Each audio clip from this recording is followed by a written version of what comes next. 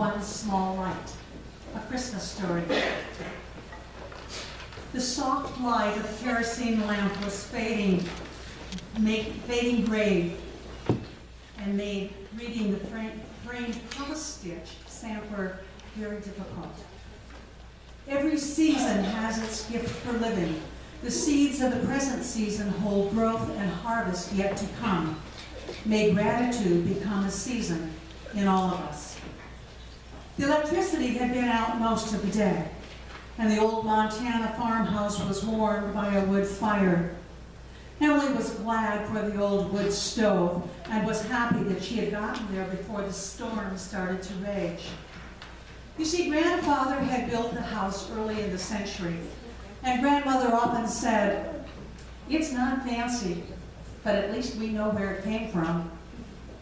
It was that kind of simple Western wisdom that sustained Emily.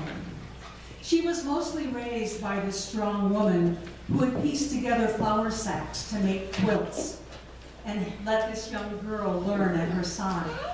They would cut the small pieces and stitch them together to make a block for the quilt, sharing the joy in making something beautiful from what was available to them. Looking at the words on the sampler that was cross-stitched, Emily wondered, what were the blessings of this season? What would those blessings be?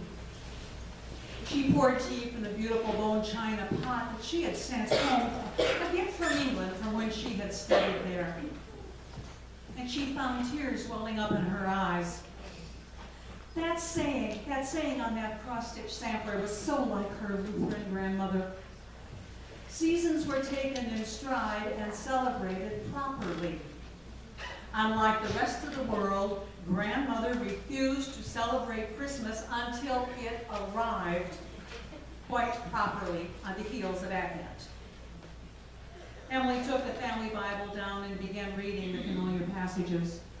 First from Isaiah 9:6. For unto us a child is born, unto us a son is given, and the government shall be upon his shoulder, and his name shall be called Wonderful, Counselor, the Mighty God, the Everlasting Father, the Prince of Peace. And then from Luke 2, and it came to pass in those days that there went out a decree from Caesar Augustus that all the world should be taxed. As she read, she could almost hear her grandmother. Her grandmother's voice lived in those words. When Emily reached the midpoint between the Old Testament and the New Testament in her Bible, she very carefully recorded her grandmother's date, December 23rd. It was written. It was written. You see, she'd come home on this stormy night to take care of the funeral arrangements and the estate. No clear midnight was this, she thought. The storm clouds hugged the mountains and spilled down into the valley. In a storm such as this, it would have been hard to hear that glorious, glorious song. Let us join together in the bleak midwinter, which is quite appropriate, verses 1 through 3.